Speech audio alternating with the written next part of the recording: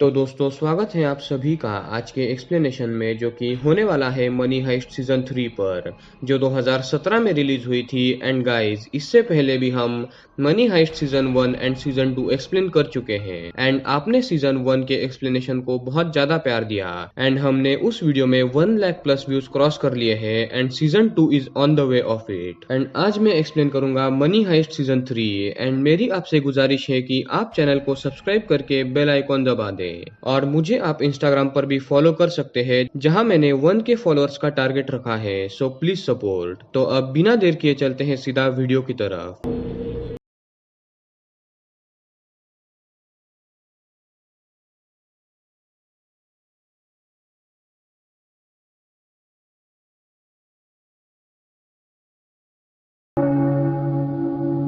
जैसा कि आपने सीजन 2 के एंड में देखा था कि रॉबर्स लगभग 950 मिलियन यूरोस लेकर रॉयल म्यूजियम से भाग निकले थे टनल के थ्रू। एंड गाइस पिछले वीडियो में मैंने गलती से 2000 मिलियन यूरोस की रॉबरी के बारे में बोला था, पर वो 950 मिलियन यूरोस थे और उन्हें लेकर रॉबर्स वर्ल्ड के अलग अलग देश में छुपे हुए थे। तो अब हम सीजन 3 एपिसोड 1 में देखते हैं ऑल्टुरो को, जो बहुत फेमस हो चुका था क्योंकि आपको याद होगा कि इस बंदे ने कई सारे हॉस्टेजेस को बाहर निकाला था सीजन 1 में और इसीलिए अब ऑल्टुरो अपने शोज करता था जिसमें वो रॉबर्स की बुराई करता था एंड उसकी खुद की तारीफ करता था कि कैसे उसने हॉस्टेजेस को बचाया। फिर हम रियो एंड टोक्यो को देखते हैं जो कि एक आइलैंड पर थे, गुनायाला आइलैंड पर, और वो वहां पर काफी मजे में थे। फिर हम नायरोबी एंड हेलसिंकी को भी देखते हैं जो अर्जेंटीना में थे और वो भी मजे कर रहे थे। और ऐसे ही डेनिवर और मोनिका इंडोनेशिया में थे और उनका एक बेटा भी था। और गाइस और भी कुछ बड़ा होने वाला था और उसके लिए 77 दिन बाकी थे और लगभग रॉबरी को अब 2 साल हो चुके थे। टोक्यो ये डिसाइड करती है कि अब वो कुछ दिन रियो से दूर घूमने दूसरे देश जाएगी। And as you know all problem start with this too. Tokyo boat लेकर निकलने वाली थी तो रियो टोक्यो को एक फोन देता है जो ब्लैक मार्केट से लिया था और वो बोलता है कि हम हर 3 दिन बाद 6 बजे शाम को बात करेंगे। तो टोक्यो मान जाती है, फोन लेकर टोक्यो निकल जाती है और वो काफी मजे करती है 3 दिन के लिए। और तीसरे दिन शाम 6 बजे वो रियो को कॉल करती है, पर यूरोप में पुलिस की सब जगह पर नजर थी कि कोई क्लू मिले और कम से कम एक रॉबर पकड़ा जाए। यानी कि गाइस 2 साल के बाद भी पुलिस ने रॉबर्स का पीछा नहीं छोड़ा था और उन्हें रियो एंड टोक्यो के अनरजिस्टर्ड सैटेलाइट कॉल की वजह से उन दोनों के भी डिटेल्स मिल जाते हैं कि वो इस वक्त कहां पर है। पुलिस इंटेलिजेंस हेड कोलोनल प्रिएटो को कॉल करके बता देते हैं और वो तुरंत वहां इंटरनेशनल पुलिस को भेजने का ऑर्डर देता है। और थोड़ी ही देर में 2 पुलिस ग्रुप, एक ग्रुप बोट से रियो को पकड़ने जाता है और दूसरा ग्रुप कार एंड बाइक से टोक्यो को पकड़ने। ये दोनों भी बात कर रहे थे कि तभी पुलिस को देखकर रियो टोक्यो को बोलता है कि पुलिस को हमारे बारे में पता चल गया है, वहां से निकलो। पर रियो एक आइलैंड पर था और उसका बचना इम्पॉसिबल था, तो पुलिस उसे अरेस्ट कर लेती है।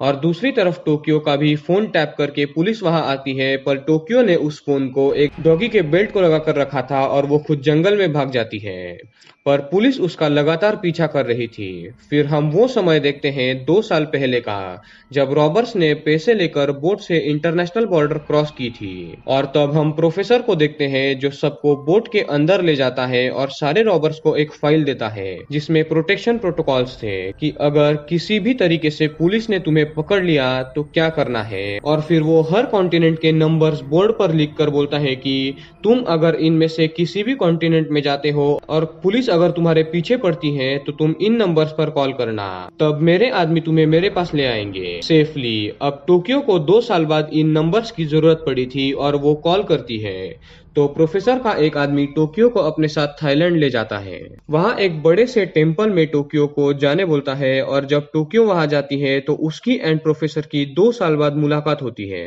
वहां वो प्रोफेसर को ये भी बोलती है कि रियो को अरेस्ट कर लिया गया है। फिर हम पालवान आइलैंड में एक्स इंस्पेक्टर रैक्वेल को देखते हैं अपने मॉम एंड बच्ची के साथ, और अब रैक्वेल भी प्रोफेसर के साथ थी। फिर हम रैक्वेल एंड टोक्यो को आमने सामने देखते हैं जो एक दूसरे को बहुत बुरा भला कहते हैं। और फिर अब आगे क्या करना है ये तीनों बैठकर प्लानिंग करते हैं। रियो को अरेस्ट करके 11 दिन बीत चुके थे, पर अभी तक रियो के पकड़े जाने की न्यूज किसी भी चैनल पर नहीं आई थी। इसका मतलब ये था कि उसे जेल में प्रोफेसर का पता बताने के लिए टॉर्चर किया जा रहा था। और अब प्रोफेसर बोलता है कि समय आ गया है, हमें अपने टीम को रियूनाइट करना होगा।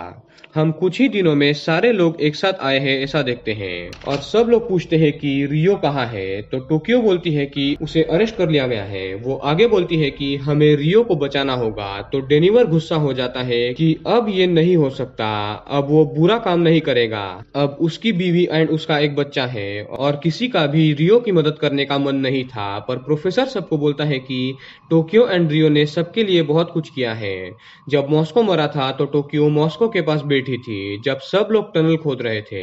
सीजन 1 में सब लोगों ने गलतियां की थी और अब वो रियो की गलती को भी सुधारेंगे और सब लोग प्रोफेसर की बात मान लेते हैं। अगली सुबह प्रोफेसर टोक्यो को बोलता है कि पुलिस ने रियो को टॉर्चर करके अब वॉर स्टार्ट किया है और अब इस बार हम लोग सिस्टम को हिलाने वाले हैं, ना कि अपने पैसे प्रिंट करके, पर हम लोग इस बार गोल्ड यानी कि सोना चुराएंगे, वो भी national reserve bank of Spain से। और फिर प्रोफेसर बोलता है कि ये प्लान ना तो उसका है ना तो उसके डैड का। और गाइज आप लोग शॉक होने वाले हैं कि ये प्लान किसका था। फिर हम कहानी 5 साल पहले की देखते हैं जहां पर हम बर्लिन उर्फ आंद्रेस को देखते हैं। बर्लिन का असली नाम आंद्रेस था। बर्लिन एंड प्रोफेसर मिलते हैं और 5 साल पहले क्यों मिलते हैं, क्योंकि ये दोनों सगे भाई थे। जी हाँ गाइज, सगे भाई। और वो दोनों एक मोनेस्ट्री में जाते हैं। एंड गाइज आपको ये जानकर हैरानी होगी कि इनका प्लान पहले बैंक ऑफ स्पेन का गोल्ड चुराने का था और वो प्लान था बर्लिन का। जी हाँ गाइज, प्रोफेसर ने अभी जो 950 मिलियन यूरोस को प्रिंट करके रॉबरी की थी, उससे पहले बर्लिन का एक प्लान था बैंक ऑफ स्पेन लूटने का, जिसमें 90 टन सोना था। पर उन्होंने पहले पैसे प्रिंट करने वाली रॉबरी करना चूज किया। पर उसके एंड में बर्लिन ने सबको बचाने के लिए अपनी जान दे दी। पर प्रोफेसर को अब रियो को बचाना था और अपने भाई का सपना भी पूरा करना था। एंड बर्लिन के साथ एक और मास्टरमाइंड था इस गोल्ड रॉबरी का, जिसका नाम था पालेर्मो। हम सब रॉबर्स को प्रेजेंट में उसी मोनेस्ट्री में देखते हैं जहां फिर से 4 महीने सभी रॉबर्स की ट्रेनिंग होने वाली थी और फिर 4 महीने बाद प्लान एग्जीक्यूट होता है। एक बड़े से एयर बलून में 140 मिलियन यूरोस पूरे स्पेन में गिराए जाते हैं रॉबर्स के द्वारा, ताकि सब लोगों को अंदाजा हो जाए कि फिर से कुछ बड़ा होने वाला है। और उसके लिए रॉबर्स को पब्लिक सपोर्ट चाहिए था। एंड यहाँ एपिसोड 1 एंड होता है। एंड गाइज अब से सारे एपिसोड्स में काफी ट्विस्ट एंड टर्न्स है जिन्हें हम अब देखेंगे। गाइज वीडियो में कुल 3 टाइमलाइन है। बर्लिन, प्रोफेसर एंड पैलोरमा जो 5 साल पहले प्लान करते हैं वो वाली, फिर 4 महीने पहले सारे रॉबर्स ट्रेनिंग लेते हैं वो वाली, एंड तीसरी है प्रेजेंट टाइमलाइन। एपिसोड 2 की शुरुआत में प्रेजेंट टाइम में हम देखते हैं कि रॉबर्स के द्वारा फेंके गए पैसों को लोग खुशी से उठा रहे हैं, 140 मिलियन यूरोस को। और फिर शहर के सारे टीवी एंड मोबाइल स्क्रीन पर हम प्रोफेसर को देखते हैं जो सब पब्लिक को बोलता है कि पुलिस वालों ने उनके बंदे को पकड़ लिया है और उसे बहुत ज्यादा बुरा टॉर्चर किया जा रहा है और ये करके पुलिस ने वॉर डिक्लेयर कर लिया है। पुलिस ने उसे पकड़ लिया है, वो भी इल्लीगली, बिना कोई एफआईआर और रजिस्ट्रेशन किए।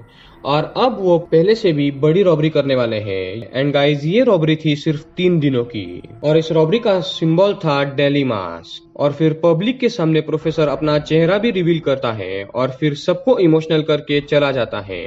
फिर हम रियो को देखते हैं जिसे कई महीनों तक काल कोठरी में रखा गया था और उसे हमेशा नशे वाली दवाई डालकर कॉफी पिलाई जाती थी, दिन के 40 से 50 कप, और उसे एक मास्क पहनाकर उसके मुंह पर गैस छोड़ी जाती थी और बहुत ज्यादा टॉर्चर किया जाता था ताकि वो प्रोफेसर का पता बता दे। पर एक्चुअल में रियो को प्रोफेसर के बारे में कुछ भी नहीं पता था, नहीं तो इतने टॉर्चर के बाद वो प्रोफेसर के बारे में बता देता। और फिर हम इंटेलिजेंस हेड प्रिएटो को देखते हैं जो आर्मी का इंतजाम करता है हर बैंक के सामने ताकि वो रॉबर्स को पकड़ पाए। हम 4 महीने पहले का पीरियड देखते हैं जब प्रोफेसर पैलोरमा से मिलने जाता है, जहां वो प्रोफेसर को बहुत डांटता है मॉस्को, ऑस्लो एंड बर्लिन के मौत के लिए।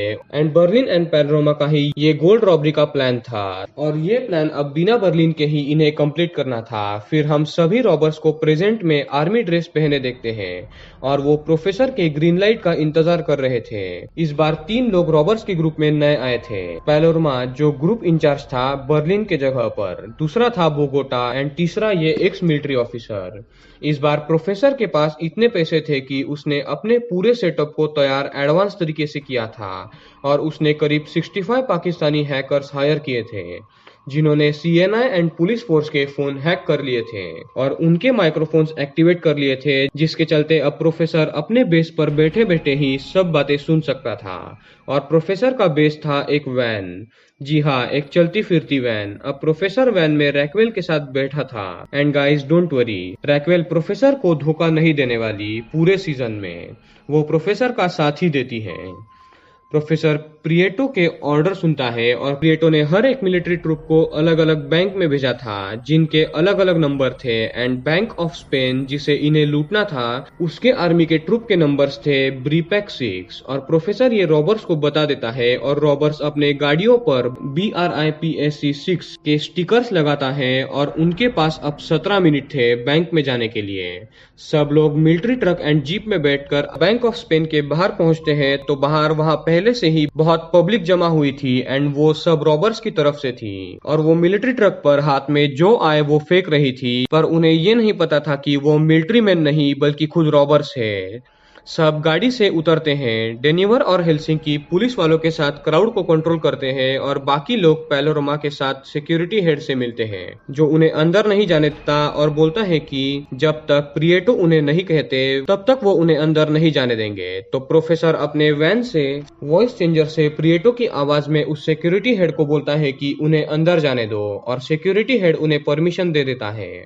और सारे पुलिस वाले बिना जाने ही रॉबर्स के हथियार, बॉम्ब वगैरह उनके लिए खुद ही अंदर ले जाते हैं। प्रोफेसर बोलता है कि 6 मिनट में ओरिजिनल ब्रीपैक 6 यूनिट वहां पहुंचने वाला है, पर तब तक सब रॉबर्स अंदर जाते वक्त पुलिस को बोलते हैं कि पब्लिक पर स्मोक बॉम्ब का इस्तेमाल करो। और ऐसे करते ही हेलसिंकी और डेनिवर स्मोक में बैंक ऑफ स्पेन के बाहर बॉम्ब लगा देते हैं और अंदर भाग जाते हैं। फिर हम कहानी 5 साल पहले की देखते हैं, जहां बर्लिन, प्रोफेसर एंड पैलोरमा तीनों मास्टरमाइंड बहस कर रहे थे कि कहां रॉबरी करना आसान होगा। बर्लिन का जो प्लान था बैंक ऑफ स्पेन का, उसमें काफी ज्यादा रिस्क था और सबके सब मारे जा सकते थे, पर बर्लिन काफी ज्यादा कॉन्फिडेंट था इस बारे में कि वो सक्सेसफुल होंगे। प्रेजेंट में बैंक ऑफ स्पेन में रॉबर्स अंदर जाते ही सारे लोगों को ये ऑर्डर देते हैं कि 2 ग्रुप बनाओ, और उनमें से एक ग्रुप को छोड़ दिया जाता है क्योंकि इतने हॉस्टेजेस को संभालना मुश्किल था।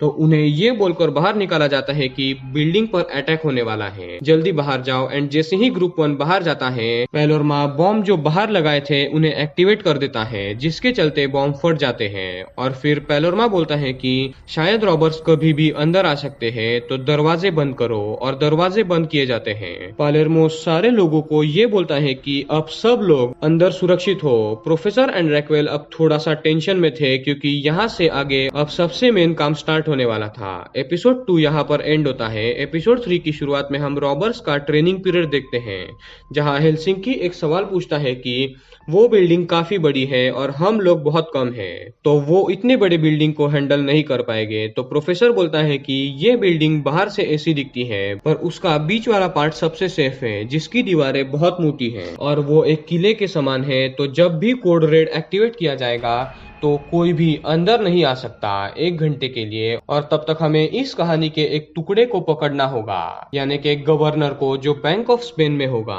तो प्रेजेंट में हम नायरोबी एंड टोक्यो को देखते हैं, जो मिलिट्री ऑफिसर बन के गवर्नर को बाहर आने बोलते हैं, पर गवर्नर नहीं मानता।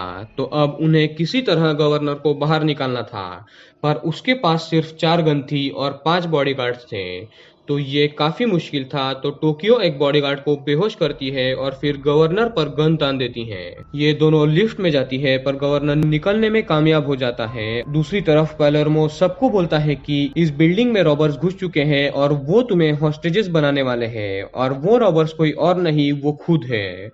अब दूसरी तरफ ये दोनों फिर से गवर्नर को पकड़ने जाती है और इस बार इन दोनों को सब बॉडीगार्ड्स घेर लेते हैं, पर तभी वहां सारे रॉबर्स आते हैं और उनके बॉडीगार्ड के साथ फायर एक्सचेंज होती है, जिसमें एक कांच को गोली लगती है और कुछ कांच के टुकड़े पैलेर्मो के आंखों में घुस जाते हैं, जिसके चलते वो बुरी तरीके से जख्मी हो जाता है और उसके देखने की शक्ति कमजोर हो जाती है। पर किसी तरह ये सब बॉडीगार्ड्स एंड गवर्नर को बंदी बना लेते हैं और पैलेर्मो को एक स्ट्रेचर पर लेटाया जाता है। अब टोक्यो जो है वो आंखों से सारे कांच निकालने वाली थी, पर इन दोनों में झगड़ा हो जाता है। फिर पैलर्मो वैसे ही उठकर बोलता है कि बेसमेंट में जाओ सोना निकालने के लिए, और ये काम था नैरोबी एंड बोगोटा का। नैरोबी गवर्नर से उस जगह का एक्सेस कार्ड लेती है और फिर हॉस्टेजेस में से 4 लोग चुने जाते हैं वहां बेसमेंट में काम करने के लिए, और उस जगह पर उन्हें 65 डिग्री सेल्सियस में काम करना था, पर वो भी एक चाल थी। असल में वो 4 चुने हुए हॉस्टेजेस भी रॉबर्स के ही आदमी थे। ये बस हॉस्टेजेस पर दबाव बनाने की ट्रिक थी। ये लोग वहां पहुंचते हैं जिस वोल्ट में 90 टन सोना था, पर आपको पता है कि वहां जाने पर एक रिस्क थी कि अगर उस वॉल्ट को खोलने की कोशिश की गई तो वो वॉल्ट पानी से भर जाएगा। पर अब इन्हें वो वॉल्ट खोलना भी था और पानी से बचना भी था। बाहर हम सब इंस्पेक्टर एंजल को देखते हैं, और अब कोलोनल प्रिएटो बीमार होने के कारण उसने दूसरा इंचार्ज चुना था, और वो था टोमायो। और गाइस बिलीव मी, ये बहुत ज्यादा सन की था और ये रैकवेल जैसे सिचुएशन हैंडल नहीं करता था। और एक और इंचार्ज तो अभी आना बाकी थी, जो सबसे ऊपर थी, जिसका नाम था एलिसिया। ये वो थी जिसने इतने महीनों से रियो को कुत्ते की तरह टॉर्चर किया था। फिर हम 5 साल पहले बर्लिन को प्रोफेसर से अपना प्लान डिस्कस करते हुए सुनते हैं कि क्या होगा कैसे होगा। उन्हें 14 टन स्टील के डोर को काटना है, और ये प्रेजेंट में ऐसा ही करते हैं। ये कुछ ही मिनटों में स्टील को काट देते हैं, पर तब तक काफी पानी वॉल्ट में घुस चुका था। फिर ये लोग उस कटे हुए होल में एक कैप्सूल घुसाते हैं जिसमें 2 डोर्स थे। एक बंदा डोर खोल के अंदर जाएगा और डोर बंद करेगा, फिर दूसरा डोर खुलेगा, और फिर swim suit and oxygen tank की मदद से इजीली वो गोल्ड के वॉल्ट में घुस जाएंगे। और यही एग्जैक्टली बर्लिन का भी प्लान था, और ये देखकर नायरोबी एंड बोगोटा काफी खुश थे क्योंकि वो सक्सेसफुली अंदर घुस चुके थे। हम लोग उसके पीछे भी एक और डोर देखते हैं जिसमें भी कुछ था। उसमें जो था उसके चलते रॉबर्स खुद को डिफेंड करने वाले थे। अब वो क्या था ये हमें आगे पता चलेगा। और एपिसोड 3 भी यहाँ पर एंड होता है। एपिसोड 4 की शुरुआत में नायरोबी 2 गोल्ड बार ले आती है और सबको दिखाती है, और बोगोटा उस वॉल्ट के पीछे का जो डोर था उसे खोलने की कोशिश करता है, और प्रोफेसर ने बैंक के कैमरास को अपने कंट्रोल में लेकर सब जगह पर नजर रखी हुई थी। बाहर टेंट में टोमायो को पता था कि रॉबर्स ने जरूर उनके डिवाइस हैक किए होंगे, और इसीलिए वो सबके फोन बंद करवा के डस्टबिन में फेंक देता है, सिवाय प्रिएटो के, जो बस टेंट से बाहर जाने ही वाला था अपने घर। फिर हम पैलर्मो को देखते हैं जो प्रोफेसर को बोलता है कि वो डोर कट करने में 2 घंटे लग सकते हैं, पर रैकवेल बोलती है कि तुम्हारे पास सिर्फ 14 मिनट है। 14 मिनट्स में आर्मी बैंक में घुसने वाली है। कुछ भी करके जल्दी से डोर कट करो, और उसके लिए डॉल्फिन का इस्तेमाल करो। एंड गाइस, डॉल्फिन था गवर्नर, जिसको उस डोर का कोड पता था, और वो उस डोर को सिर्फ 3 सेकंड में खोल सकता था। और जब ये उसे उस वॉल्ट के पास ले जाते हैं तो गवर्नर बोलता है कि तुम चाहे जो कर लो, मैं दरवाजा नहीं खोलूंगा। और तब गवर्नर और डेनिवर की बहस होती है, और डेनिवर उसे धक्का दे देता है, और गवर्नर का सर पाइप से टकरा जाता है, जिसके चलते गवर्नर बेहोश हो जाता है। फिर हम रॉबर्ट्स का पास्ट देखते हैं, जहां पैलर्मो एंड प्रोफेसर सबको बताते हैं कि हम कांटेक्ट करने के लिए 1940s की टेक्नोलॉजी यूज करेंगे एंड सैटेलाइट के थ्रू बात करेंगे, और पुलिस उनकी बात नहीं सुन पाएगी क्योंकि वो मशीन एन्क्रिप्टेड मैसेजेस जनरेट करती है।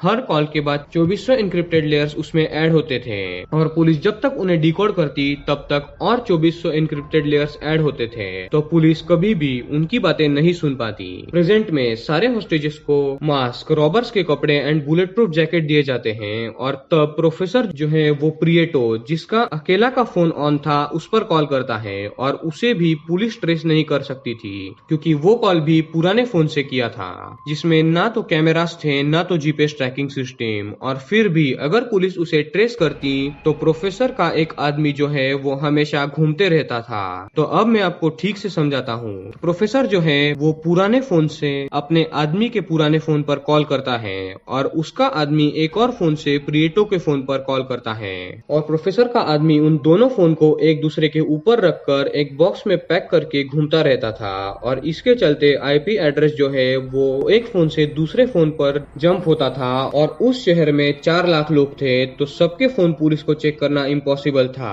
प्रोफेसर प्रिएटो को बोलता है कि वो तुम्हें 1 घंटे में वापस से कॉल करेगा, पर टोमायो बोलता है कि मैं तुम्हें 1 घंटे में तो पकड़ लूंगा। और फिर हम पुलिस के स्क्रीन पर 10 मिनट टाइम बचा देखते हैं, और पुलिस बैंक ऑफ स्पेन में घुसने वाली थी। फिर हम ऑल्ट्रो को पुलिस टेंट में देखते हैं, जो कि पुलिस के पूछने पर बोलता है कि रॉबर्स का इंचार्ज इस बार डेनिवर होगा। वो ऐसा इसलिए बोलता है क्योंकि डेनिवर ने उसकी गर्लफ्रेंड मोनिका एंड उसका बच्चा उससे छीना था और पुलिस जब भी डेनिवर को देखे उसे गोली मार दे, इसलिए ऑल्ट्रो ये सब बोलता है। बैंक ऑफ स्पेन में सिचुएशन हद से बाहर थी। पुलिस 10 मिनट में अंदर जाने वाली थी पर अभी तक वोल्ट के पीछे का डोर नहीं खुला था, जिसके पीछे रॉबर्स के बचने का सोल्यूशन था। जो डोर का कोड डालकर उसे खोल सकता था वो तो बेहोश था डेनिवर के मारने से, तो अब एक ही रास्ता था।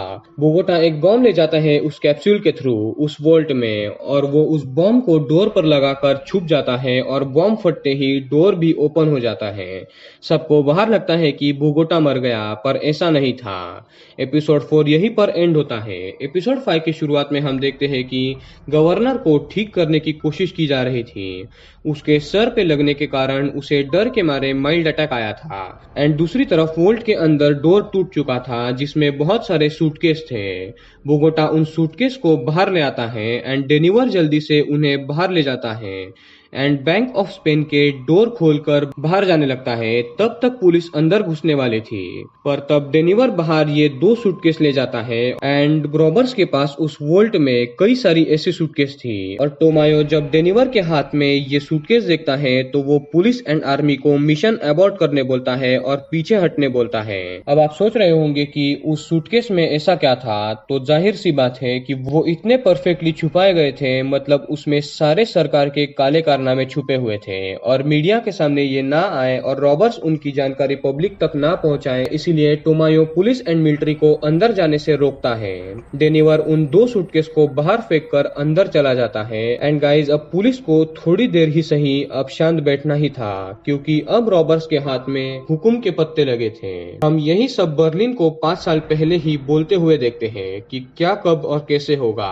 प्रोफेसर भी अपने वैन में इस बात से बहुत खुश था और अब रैक्वेल एंड प्रोफेसर दोनों भी बीच के साइड में अपने वैन से बाहर आकर खुशी मनाते हैं। फिर हम केस के न्यू इंचार्ज एंड रियो को देखते हैं जो स्पेन में अपने प्राइवेट प्लेन में लैंड कर चुके थे और जैसा आपको पता है कि प्रोफेसर रियो के बदले 40 हॉस्टेजेस को छोड़ने वाला था। बैंक में गवर्नर को होश आता है और वो अब ठीक था, तो नायरोबी उस गवर्नर को दिखाती है कि उन्होंने सारे गोल्ड को निकाल लिया है और वो उस 90 टन गोल्ड को मेल्ट कर रहे हैं बड़े बड़े बर्नर से और फिर उसे पानी में डालकर उन गोल्ड को स्मॉल बबल्स जैसा शेप मिल रहा है और उन स्मॉल गोल्ड बबल्स को वो इकट्ठा कर रहे हैं जिसे बड़े गोल्ड बार से कम मेहनत में ट्रांसपोर्ट किया जा सकता है। गवर्नर बोलता है कि तुम ऐसा नहीं कर पाओगे और गवर्नर एक अच्छी बात करता है कि हर एक चीज का फल मिलता है और बेसिकली वो कर्मा के बारे में बात कर रहा था, जो बुरा करेगा उसके साथ बुरा होगा, जिसे सुनकर नायरोबी थोड़ा सा दुखी हो जाती है। फिर हम बैंक के बाहर टेंट में बड़े बड़े गवर्नमेंट ऑफिशियल्स को आया देखते हैं जो बोलते हैं कि प्रेसिडेंट ने ऑर्डर दिया है कि क्राउड को हटाओ और जल्दी से कुछ ऐसा करो कि सारे रॉबर्स पकड़े जाएं। और तब तक मोनिका ने उन 24 बॉक्सेस की सारी इंफॉर्मेशन पाकिस्तानी हैकर्स को दे दी थी जो सिर्फ एक ही क्लिक पर उस इंफॉर्मेशन को मीडिया में दे सकते थे और टेंट में सब परेशान थे क्योंकि सब लीक हो जाता और अगर सब कुछ लीक हो जाता तो सारे गवर्नमेंट ऑफिशियल्स एंड टोमायो खुद भी मारा जाता प्रेसिडेंट के थ्रू। टोमायो अब सोचता है कि एक ही रास्ता है कि रैक्वेल एंड प्रोफेसर को पकड़ा जाए जो बाहर है एंड अगर लीडर पकड़ा जाए तो रॉबर्स भी पकड़े जाएंगे। फिर एलिसिया न्यू इंचार्ज टेंट में आती है, यानी गाइस पहले जैसे इंस्पेक्टर रैक्वेल एंड प्रिएटो दोनों फर्स्ट रॉबरी को इन्वेस्टिगेट कर रहे थे, अब इस रॉबरी को एलिसिया एंड टोमाया करने वाले थे जो इन दोनों से काफी खतरनाक एंड सनकी और होशियार थे। और इस सीजन के एंड तक रॉबर्स की ये दोनों मिलके बैंड बजाने वाले हैं। फिर सारे न्यूज में एलिसिया एंड रियो छाए हुए थे और आपको याद होगा कि शुरुआत में ही प्रोफेसर ने सारे पब्लिक के सामने ये कहा था कि रियो को किसी सीक्रेट जगह पर बिना एफआईआर टॉर्चर किया जा रहा है, इसीलिए अब न्यूज वाले एलिसिया पर सवाल खड़े कर रहे थे। और जैसा प्रोफेसर ने रैक्वेल के साथ गेम खेला था ठीक वैसे ही वो एलिसिया के साथ खेलता है, पर डिफरेंस ये था कि तब रैक्वेल पब्लिक से डर गई थी और एलिसिया को पब्लिक से कोई मतलब नहीं था। बैंक में अब पैलोरमा एक आंख से देख पा रहा था और दूसरी आंख उसकी अब भी डैमेज थी। प्रोफेसर कॉल करके टोक्यो को बोल देता है कि रियो स्पेन में आ चुका है, जिसे सुनकर सब रॉबर्स बहुत ज्यादा खुश थे और अब पुलिस पर अंधेरा छाया हुआ था एंड रॉबर्स खुश थे। पर अब पुलिस को अंधेरे में ही एक उम्मीद की किरण दिखाई देती है। वो था इंस्पेक्टर एंजल, जिसने प्रोफेसर के फोन को ट्रैक करने की कोशिश की थी और उसने ये देखा था कि पूरे शहर में भले ही आईपी एड्रेस जंप कर रहा हो, पर एक जगह है जहां पर सैटेलाइट सिग्नल बहुत ही ज्यादा स्ट्रांग है। एंड गाइस, वो सच में प्रोफेसर की ही लोकेशन थी। पर प्रोफेसर अब अपनी लोकेशन चेंज कर चुका था और वो रैक्वेल के साथ आगे जंगल की तरफ बढ़ रहा था।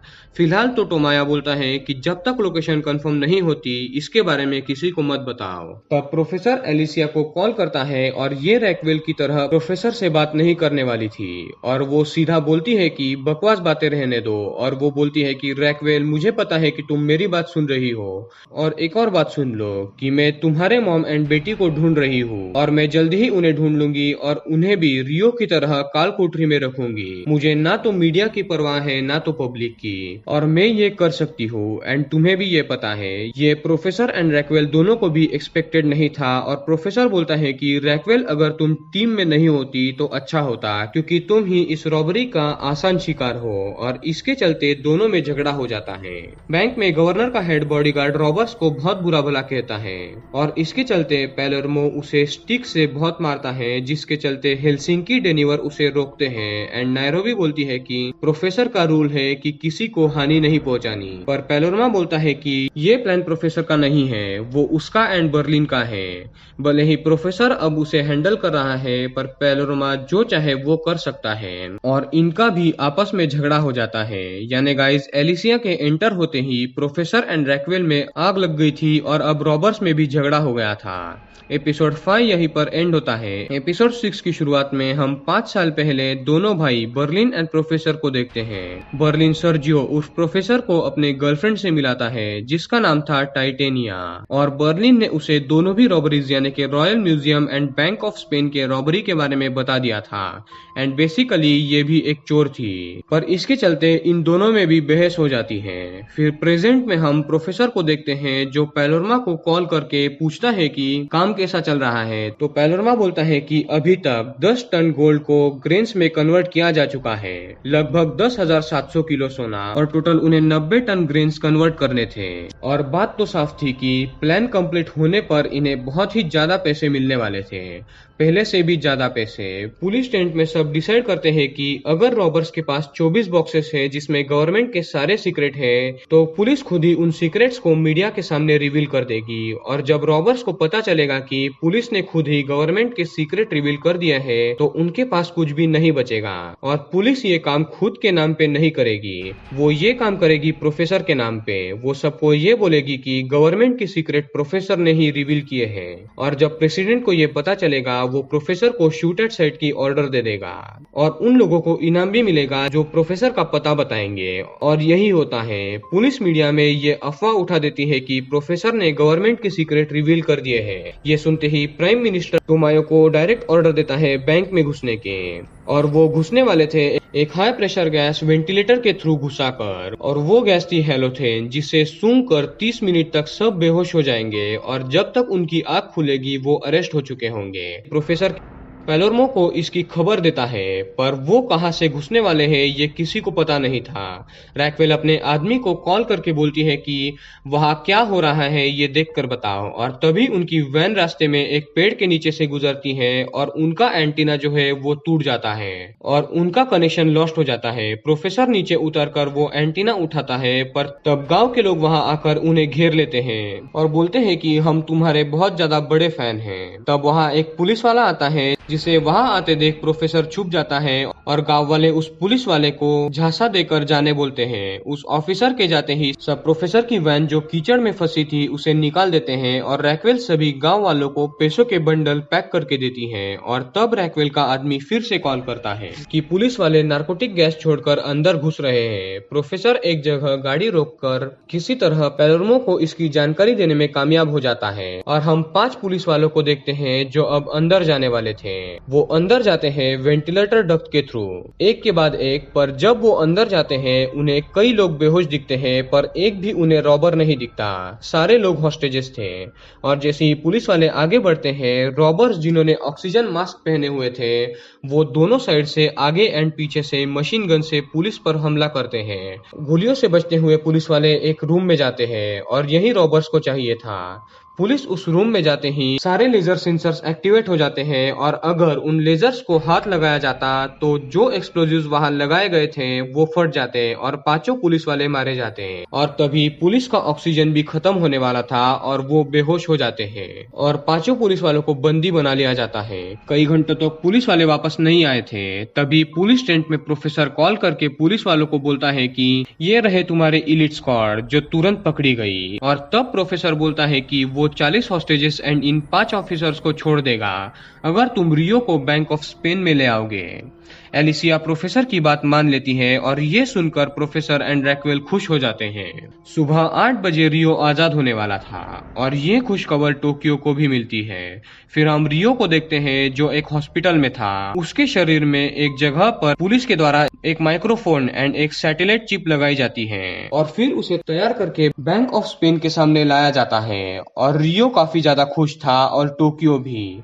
एपिसोड 6 यहाँ पर एंड होता है। एंड गाइज अब जो बचे हुए 2 एपिसोड्स हैं वो काफी ज्यादा डेंजरस, कॉम्प्लिकेटेड एंड इंटरेस्टिंग है। एपिसोड 7 की शुरुआत में सारे नॉर्मल पीपल जो थे वो रॉबर्स के सपोर्ट में थे और रियो को देखते ही सब उसका नाम पुकारने लगते हैं और अब 40 हॉस्टेजेस एंड 5 पुलिस ऑफिसर्स को छुड़ा लिया जाता है और रियो बैंक ऑफ स्पेन में एंटर करता है और सब लोग उसे देखकर बहुत ज्यादा खुश थे। और आर्टुरो जो है, हाँ वही जो सीजन 1 एंड 2 में था और अब वो पुलिस की हेल्प कर रहा था, वो फिर से हीरो बनने के लिए बैंक का डोर खुला देखकर बैंक में घुस जाता है। पुलिस सब बात अब सुन सकती थी क्योंकि रियो के शरीर में एक माइक्रोफोन चिप थी। सोरेस और बाकी पुलिस वाले टेंट में आते हैं जो बहुत चिढ़े हुए थे और बैंक में आर्टुरो को देखकर सब लोग बहुत चौंक गए थे। और टेंट में एलिसिया सभी हॉस्टेजेस से पूछताछ करती है कि अंदर क्या हो रहा है और ये 2 नए बंदे कौन हैं। तो हॉस्टेजेस बोलते हैं कि एक है पैलर्मो एंड दूसरा है बोगोटा।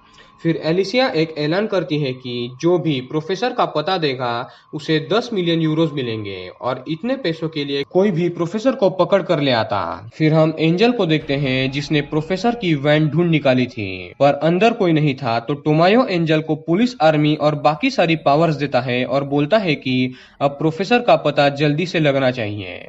एंड दूसरी तरफ रियो प्रोफेसर से बात करता है और उनकी बातें पुलिस वाले सुन रहे थे। प्रोफेसर जानबूझकर उसके साथ क्या हुआ ये रियो को पूछ रहा था और रियो भी उसके साथ जो जो हुआ ये रो रो कर बता रहा था, पर ये एक ट्रैप था। पुलिस वाले भी अब एलिसिया की तरफ देखकर सोच रहे थे कि वो ऐसा कैसे कर सकती है किसी के भी साथ। अब गाइज ये सब बातें एक ट्रैप थी। प्रोफेसर ने ट्रेनिंग के वक्त ही सबको बता दिया था कि रियो के शरीर में एक माइक्रोफोन एंड एक सैटेलाइट चिप लगाई जाएगी और उसकी ट्रेनिंग भी रॉबर्ट्स ने 4 महीने पहले ही ले ली थी कि उन चिप्स को कैसे निकाला जाए। और उसके बाद पुलिस को बहुत सही तरीके से गुमराह किया जाने वाला था इन रॉबर्स के द्वारा। दूसरी तरफ पुलिस ने एक ड्रोन जंगल में भेजा था जहां प्रोफेसर एंड रैक्वेल होने के चांसेस थे और उस ड्रोन में ये दोनों कैप्चर हो जाते हैं, पर दोनों भी एक्सेलरेटर पर पत्थर रख के जंगल के अंदर ड्रोन से बचकर अपना इमरजेंसी किट लेकर कूद जाते हैं। उनके पास उस किट में था ग्रीन पत्तों वाले ब्लैंकेट्स, पैसे, गन्स, खाने पीने का सामान एक्सेट्रा। फिर प्रोफेसर एंड रैक्वेल का प्लान था कि ये दोनों पेड़ पर चढ़कर पत्ते के ब्लैंकेट्स पहनकर छुप कर बैठेंगे, पर प्रोफेसर तो पेड़ पर छुप जाता है पर रैक्वेल चढ़ नहीं पाती। तभी इंस्पेक्टर एंजल पुलिस फोर्स के साथ वहां आ जाता है। तो रैक्वेल एक घर के शेड में छुप कर बैठती है और वो प्रोफेसर से बात कर रही थी। तभी वो सुनती है कि उस घर के लोग जो है वो टीवी पर वही न्यूज देख रहे हैं कि जो भी प्रोफेसर को पकड़ कर लाएगा उसे 10 मिलियन मिलेंगे। और पुलिस तो पूरे जंगल में फैल गई थी। और एपिसोड 7 यहाँ एंड होता है। एंड मोस्ट इम्पोर्टेंट एपिसोड तो ये लास्ट वाला 8th एपिसोड है जहाँ पर बहुत कुछ होने वाला है। एपिसोड 8 की शुरुआत में सोरेस भी अपने टीम के साथ जंगल में जाता है और दूसरी तरफ रैक्वेल को उस घर का मालिक पकड़ लेता है गन दिखाकर। बैंक ऑफ स्पेन में पैलर्मो को प्रोफेसर बोलता है कि प्लान एल्केंट्रेज एक्टिवेट करो, वो पकड़े जाने वाले हैं। तो पैलर्मो सबको इसकी खबर देता है। एंड अब रॉबर्ट्स का ट्रेनिंग पीरियड हमें दिखाया जाता है जहाँ प्रोफेसर बोलता है कि प्लान एल्केंट्रेज में हम एक ऐसा बेट क्रिएट करेंगे कि पुलिस वाले एक तो प्रोफेसर को पकड़ पाएंगे या फिर रॉबर्ट्स को। और अब प्रोफेसर का इस सिचुएशन में बचना मस्ट था। तो जल्दी से रियो के बॉडी से माइक्रोफोन चिप निकाली जाती है और सैटेलाइट चिप भी। और फिर ये लोग ऐसा प्रिटेंड करते हैं कि जैसे ये 90 टन का गोल्ड लेकर टनल से भाग रहे हैं। वो लोग खोदने की आवाज करते हैं उस माइक्रोफोन के सामने। फिर सब लोग पानी में भाग रहे हैं टनल के थ्रू ऐसा प्रिटेंड करते हैं और फिर नकली बोट की आवाज की जाती है ताकि पुलिस को लगे कि टनल में बोट ले जाकर रॉबर्स भाग रहे हैं। पर पुलिस को एक बात समझ में नहीं आ रही थी कि पहले वहां कोई टनल नहीं था, तो ऐसा कैसे हो सकता है। फिर रॉबर्स अपने साथ एक मुंगूस लाए थे। रियो के शरीर पे एक और सैटेलाइट कनेक्टेड चिप भी थी जिससे वो कहां कहां पर चल रहा है ये सभी पुलिस को मॉनिटर पर दिखता था। तो माइक्रोफोन को तोड़ दिया जाता है और पुलिस को लगता है कि सिग्नल लॉस्ट हो गया है और फिर उस मुंगूस पर वो सैटेलाइट चिप लगाकर उसे एक पाइप में छोड़ दिया जाता है और पुलिस को लगता है कि रॉबर्स भाग गए। और तब एंजल एंड टीम को भी टमायो बुला लेता है और एक टीम को उस पाइप के एग्जिट पॉइंट पर खड़ा रखता है, पर वहां से रॉबर्स नहीं मुंगूस निकलता है और पुलिस को समझ में आ जाता है कि उन्हें बेवकूफ बनाया गया है। फिर अब एलिसिया एक चाल चलती है। वो नायरोबी का एक बेटा था, उसका टेडी एलिसिया बैंक के बाहर रखती है और उस टेडी में एक फोन था। रॉबर्स हॉस्टेजेस के द्वारा उस टेडी को अंदर ले आते हैं एंड नायरोबी उसे ले जाती है एक कमरे में। उसके पीछे मोनिका भी थी। फिर उसी फोन पर एलिसिया कॉल करती है और नायरोबी को उसके बेटे की आवाज सुनाती है और फिर उसके बेटे को बैंक के सामने भी ले आती है। जब नायरोबी कांच के पास जाती है तो मोनिका उसे पीछे हटने बोलती है, पर नायरोबी अपने बेटे को देख रही थी और तब एलिसिया स्नाइपर को शूट करने का ऑर्डर देती है जो उसी पर स्नाइपर पॉइंट करके बैठा था और नायरोबी के चेस्ट में सीधा गोली घुसती है। सब लोग वहां आते हैं पर थोड़ी ही देर में नायरोबी अपना दम तोड़ देती है, यानी नायरोबी मर चुकी थी। अब दूसरी तरफ सोरेस की टीम अब भी जंगल में प्रोफेसर को ढूंढ रही थी और उस घर के मालिक ने शॉटगन दिखाकर रैक्वेल को पकड़ लिया था। रैक्वेल भी गन निकालती है पर वहां उस आदमी की बीवी भी शॉटगन लेकर आती है। तो रैक्वेल किसी तरह इन दोनों को बता रही थी कि पुलिस तुम्हें 10 मिलियन दे रहे हैं पर हम तुम्हें 15 मिलियन देंगे, पर वो दोनों नहीं मानते। उस घर का मालिक 20 मिलियन की मांग करता है एंड रैक्वेल मान जाती है, पर तभी पूरी पुलिस फोर्स वहां आती है और उस आदमी की वाइफ रैक्वेल के बारे में पुलिस को बता देती है। पुलिस सबसे पहले इन दोनों को अप्रिशिएट करने के बजाय अरेस्ट कर लेती है और फिर प्रोफेसर एंड रैक्वेल एक दूसरे से कनेक्टेड थे। सुआरेज रैक्वेल को गिरफ्तार करता है और प्रोफेसर उसे बचाने के लिए पुलिस के पास भागकर आ रहा था, पर तब एलिसिया सुआरेज को बोलती है कि रैक्वेल को तुमने एनकाउंटर में मार दिया ऐसा प्रिटेंड करो, और सुआरेज ऐसा ही करता है। वो हवा में गोलियां चलाता है और प्रोफेसर को ऐसा लगता है कि रैक्वेल मारी गई और ये सुनकर वो बहुत ज्यादा रोता है। और तभी उसे पालेर्मो का कॉल आता है कि पुलिस टैंक बैंक में घुस रही है। तो प्रोफेसर बोलता है कि अब उन्होंने नायरोबी एंड रैक्वेल को मारा है तो अब वॉर होगा, प्लान एक्टिवेट करो। पर रैक्वेल मरी नहीं थी। उससे पूछताछ की जा रही थी कि प्रोफेसर कहाँ है, तो वो कुछ नहीं बताती, तो उसे अरेस्ट कर लिया जाता है। और यहाँ पर म्यूजियम में जो पुलिस टैंक अंदर बैंक में आने वाली थी, प्रोफेसर के वॉर के ऐलान करते ही सबसे पहले टोक्यो एंड रियो 2 मिसाइल्स को उस टैंक पर छोड़ती हैं, जिसके चलते उस टैंक में बहुत बड़ा ब्लास्ट होता है और टैंक के अंदर के सारे पुलिस वाले लिटरली जल कर मारे जाते हैं। एंड टोक्यो को बहुत ज्यादा बुरा लगता है कि उसने ये गलत काम किया, पर ये करना रॉबर्स के हिसाब से अब जरूरी था क्योंकि पुलिस अब तक रॉबर्स को अंडर एस्टिमेट कर रही थी। इस हादसे से एलिसिया से लेकर हर पुलिस वाला एंड गवर्नमेंट ऑफिसर शॉक में था। बैंक डोर वापस से बंद किए जाते हैं और फिर हम सारे रॉबर्स के डरे और रोते हुए चेहरे देखते हैं क्योंकि उन्होंने उनके पहले रॉबरी में किसी की जान नहीं ली थी, पर इस बार उन्हें ये गलत काम करना पड़ा था और ये बर्लिन के प्लान में था। और आई एम श्योर कि बर्लिन एंड पालेर्मो ने इसके बारे में भी बहुत कुछ सोचा होगा, पर आगे क्या हुआ इसके बारे में हमें सीजन 4 में पता चलेगा। सीजन 3 यहाँ पर एंड होता है जिसमें बहुत कुछ हो चुका था और मैंने आपको सब कुछ डिटेल में भी बताया, तो सीजन 4 की भी एक्सप्लेनेशन में जल्दी ही लाने की कोशिश करूंगा। तो दोस्तों ये थी मनी हाइस्ट सीजन 3 की डिटेल एक्सप्लेनेशन। आई होप कि आपको ये पसंद आई होगी।